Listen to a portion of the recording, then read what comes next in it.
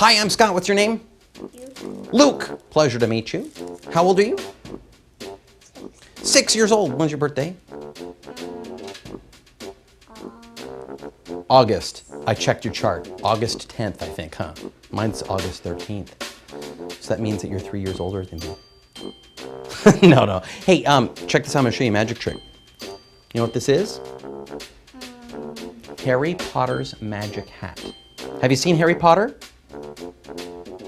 Yeah, Harry Potter has a Cloak of Invisibility. That means he can walk around Hogwarts, that's the school for the wizards, without anyone seeing him. He's totally invisible. But I discovered his hat works the same way. If I take his hat and I place it in my hand like this, it disappears, but it ends up in your ear, just like that. Whoa! You want to see it again? Cool. All right, look.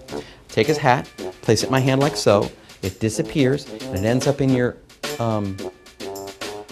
Wait, turn your head just a little bit here. Oh, you know what? It went deeper this time. Hold on a second. Let me see. Oh, wrong ear. Let me see this ear. Here, see. No. Stick out your tongue and go, ah. Stick out your tongue for me. Stick your tongue, ah. Perfect. There it is. Right there. That's a gift for you. Thanks for helping me out. So I have Dr. Ramirez and Dr. Camilata with me right now, and we're going to go ahead and teach them, and you can kind of sneak in and watch what we're doing as well. The first trick that I'm going to teach you is the 45-second ear, nose, throat exam, and it uses the speculum from a otoscope. Instead of calling it a speculum, I call it a finger hat, or in this case, we're calling it Harry Potter's magic hat. Now, if you're not familiar with Harry Potter, there's a part in the very first Harry Potter where he has a blanket, a cloak that he can throw over himself and make himself invisible. And in today's world, most of the kids are aware of this. So all I'm doing is making the hat the focus of that. If I place the hat in my hand like this, it looks like it disappears. In all reality, Luke, it was over here the whole time. Okay, here's how it works. It's very, very simple. In magic, we call this a thimble move. It's one of the very first magic moves that any magician learns.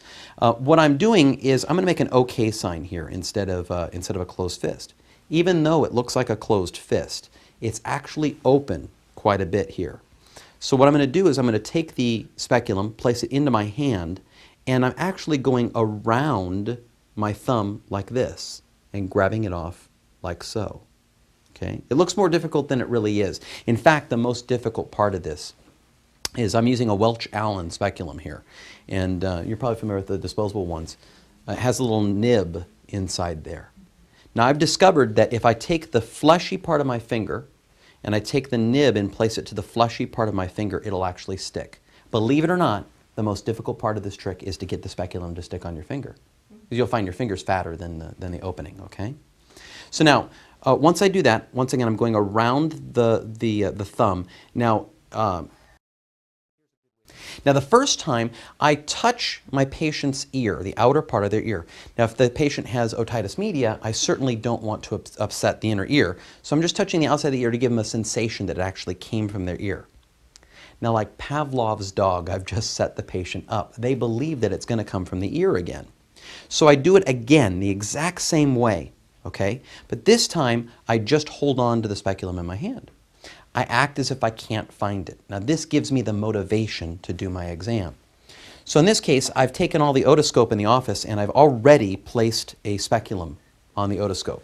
Typically, you'd have them and obtain your disposable speculum there and put it on when you do the exam. Just put the speculum on before you do the exam, before you enter the room. Now you simply take the speculum out and do your exam, okay? Look in one ear, the next ear, if you want to look at the nose, the mouth, whatever. The revelation, the fact that you just found it here on the otoscope makes it a complete circle. Now, if the child's over 3 years old, I'm not worried about choking, you can give that away as a giveaway.